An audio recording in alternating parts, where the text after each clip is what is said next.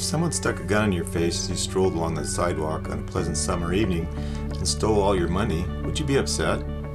If someone broke into your house, trashed your belongings, and pissed in your bed, would you be perturbed? If someone spread malicious gossip about you at work and left you ostracized, would you be dismayed? If someone physically assaulted you in a park, then raped and left you bleeding in the wet grass, would you be agitated? When the normal, peaceful fabric of a person's life is torn into tatters by a callous stranger bent on the destruction of what that victim holds dear, he's most likely to be hurt, frightened, and furious. Unexpected and unjustified violence leaves the individual's world reeling and unstable. Disruption of someone's existence for no good reason can engender outrage at the unwarranted and unfeeling intrusion. To be violated in one's home or body when all one seeks to live undisturbed and according to one's own desires renders the world an unpleasant and repulsive place to be. Faced with such vicious transgressions of the parameters we have established for ourselves, few of us could, or would want to, view those devastating actions with dispassionate unconcern. Few of us could, or would want to, place no more importance on behavior that devastated our peace of mind than we would on a broken fingernail. Few of us could, or would want to, treat the pain and the anguish and the trespass as a mere difference of opinion, an intellectually stimulating subject but of little overall significance or import. Most of us, hopefully every one of us, would take such sick desecration intensely personally. At least I would. I'd like to think so. But when it comes to freedom, and freedom means nothing if it's not the freedom of specific individual human beings, when it comes to freedom, most people can muster nothing more substantive than a figurative yawn of indifference. Unfortunately, or unfortunately, I'm not built that way. I take freedom personally, very personally, intensely personally. My freedom is not some inconsequential political point. My freedom is not an aloof academic topic for discussion. My freedom is not some vague, poorly grasped, floating abstraction with no practical relevance to my day-to-day existence.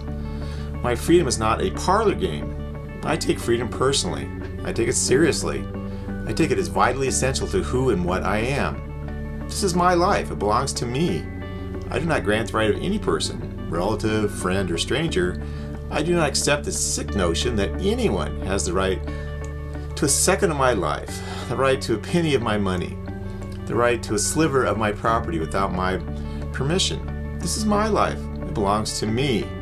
If someone dares pretend that he has the right to interfere in any way, shape, or form with my peaceful behavior, he is, on a very fundamental level, my sworn enemy. Anyone who would forcibly interpose himself between me and my goals for his own purposes deserves contempt, not politeness. This is my life. It belongs to me.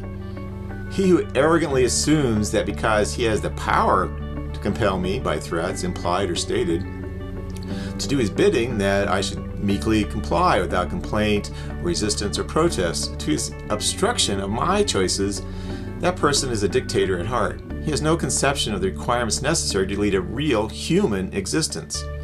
This is my life. It belongs to me. People who disagree with this are not merely expressing another opinion. They should not expect a civil discourse from me when they proclaim that others, which usually translates into them, that these people get to decide what I may or may not do. There is no balancing my freedom and my enslavement. Freedom is either or. Only slavery comes in degrees. This is my life. It belongs to me.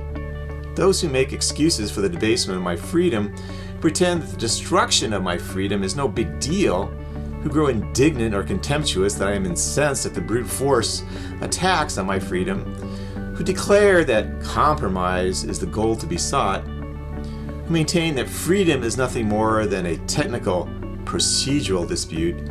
These people are no friends of mine and definitely no friends of freedom. This is my life. It belongs to me. My freedom is more important than someone's injured feelings. Those who bristle at having the truth of their status and collectivist beliefs and actions merely identified, yet see nothing wrong when they minimize or dismiss the reality of the negative consequences their beliefs and actions produce, these people were worthy of neither respect nor consideration. This is my life. It belongs to me. When I hear someone appeal to the greatest good or see that person identify with his gang, his group, his tribe, rather than view himself or me as an individual whose autonomy may not be suppressed, no matter what the rationale. That person announces how dangerous he is to those who oppose him and to their freedom. This is my life. It belongs to me. Those who want to be taken seriously while simultaneously supporting policies that infringe upon my rights as a human being will be taken seriously only as my opponent, my foe. Anti-life, anti-freedom pronouncements are consigned to the trash where they belong. Irrationality does not deserve to be dignified as though it were simply a variant of reason. Those who would sell out my freedom, let alone their own, for an illusory security are the handmaids of their would-be masters. Let them place chains around their own necks if they so desire, and gaze adoringly into the faces of those who pretend to protect them. But leave me and my freedom alone. This is my life. It belongs to me. People who view freedom and rights as nothing more than pragmatic fictions created by a social majority, who sneer at and wave aside the moral foundations of both, who view these critical components of humanity as fluid and insubstantial wraiths, who cling to the false beliefs that we enjoy more freedom than ever, these people are fools whose blind just sustain their fantasy that now is the best of all possible worlds. This is my life. It belongs to me. I take freedom personally because I can no more separate my right to liberty from my right to life than I could divorce my mind from my brain. Anyone who denies the reality of freedom or attempts to diminish its importance in the slightest fashion through word or deed is a despicable criminal, no more deserving of tolerance than is a rapist, a robber, or a murderer. He has declared himself exempt from the requirements of peaceful human society, and therefore exempt from human forbearance as well. He should be dealt with as would any wild beast preying upon the innocent. It is him or me, his life or mine. It gets no more personal than that. But don't get me started.